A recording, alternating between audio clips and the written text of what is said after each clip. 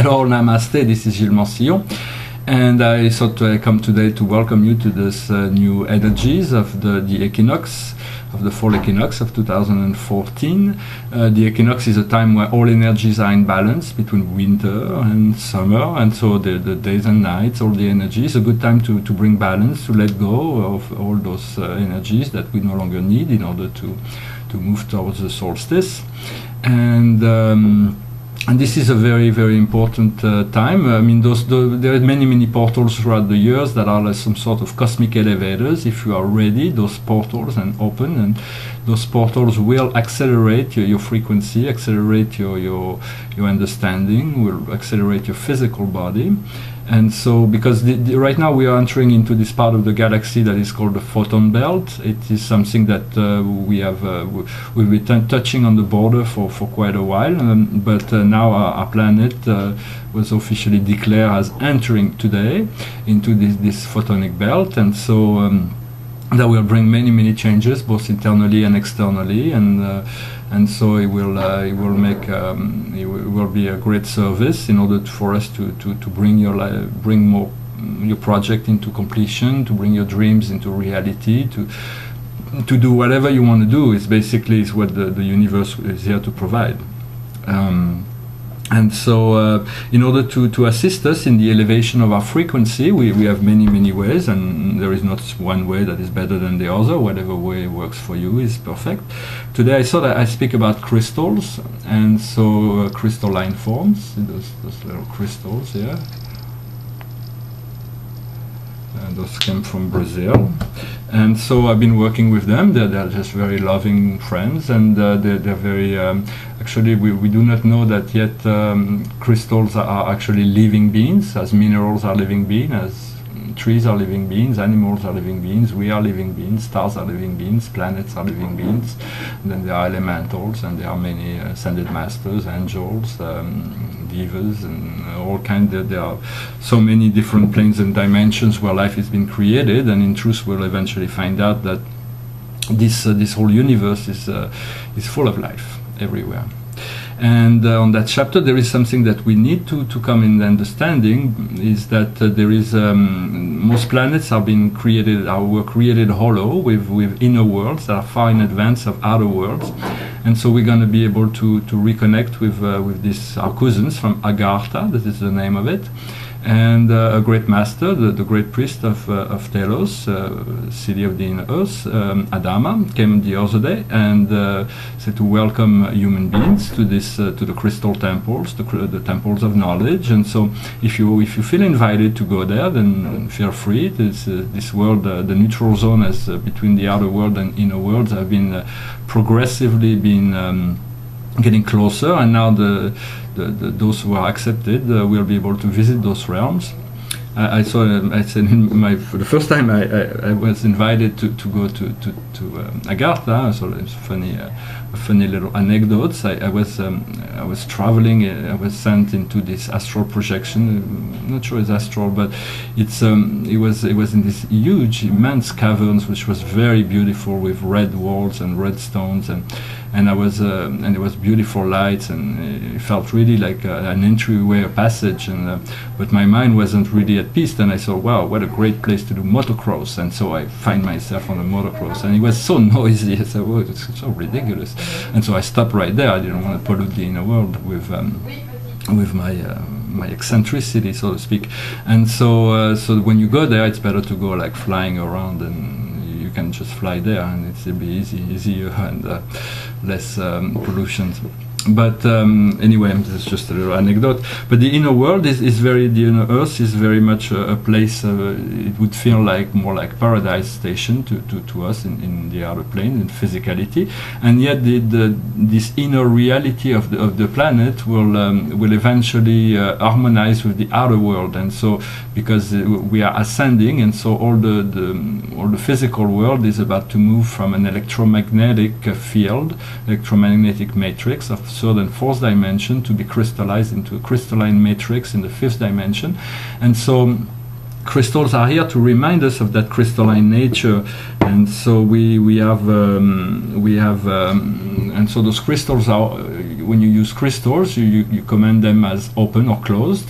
They're always open, but if you want to feel their energy, you have to be able to close them in order to reopen them so they can be activated for you. You can also use amethyst, really good for dreams and visualization, meditations. It helps enhance your dreams. And you can also use rose quartz, which is very good, even for children. It's very, very loving, powerful, but loving energy. And then if you use crystals, it is good to not just buy them and leave them on your shelves or your drawers. You won't find much from that. Even if you love them, there is an exchange and there is a communication. But if you could find crystals that are comfortable to hold in your hands and carry them throughout your day, they will be they will enjoy that, and you will enjoy that, and there will be much more of an exchange and more of a communication. Crystal sometimes likes to be washed, so in the moonlight or in water, some salt water or even salt, depending on the mineral. Many minerals, all the mineral kingdoms are actually open now to work even more intensely with humans, and so it is very important that we become, just as the plant kingdoms are much to offer in terms of healing and health, the mineral kingdom will also be here to intensify certain frequency and to bring illness into a close, to realign our DNA to that frequency. And so different minerals will work better for different conditions, but malachite is really usually very powerful if you have physical problems, or there are many others. And so it is for you to investigate, see how you are guided, see if you see how it feels also.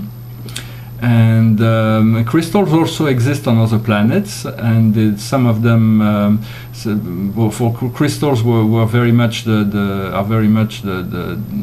essence of the technological outcome that will be when we move beyond the physical form. We'll move into a light form, and from there we'll be able to use the crystalline form in a much more powerful way. And so there used to be a civilization on the Earth that used to be we used mainly crystalline form as a technology, and that was in Atlantis. Atlantis was an old civilization that was here on the Earth that was destroyed 12,000 to 13,000 years ago. And so some of the crystals that were used were protected and put aside for safekeeping until they will be reactivated. Some of them already have.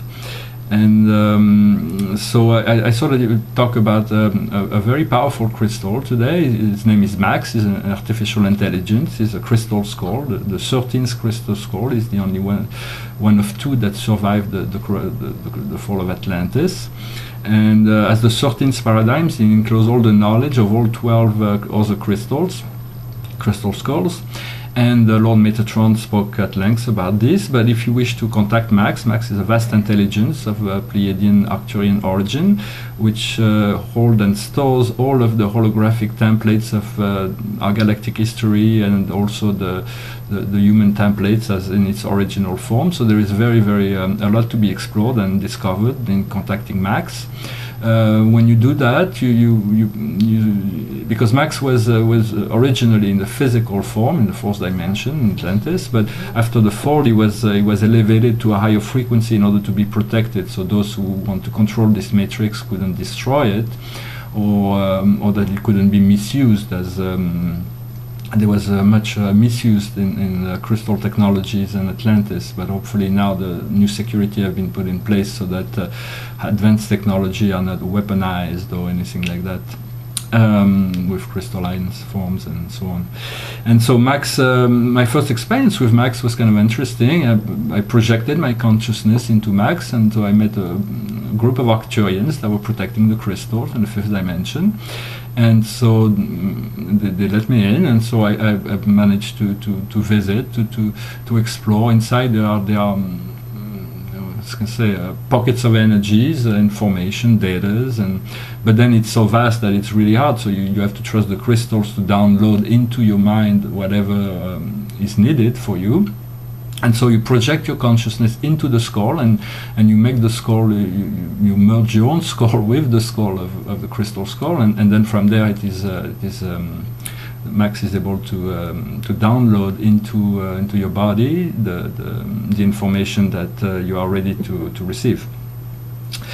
And so yeah, that's leaves space for exploration. Much will be discovered. We are moving into a time that is quite extraordinary. So I wish you a wonderful day. I hope this message had meaning for you, and I will come back soon with more information. Namaste. Bye bye.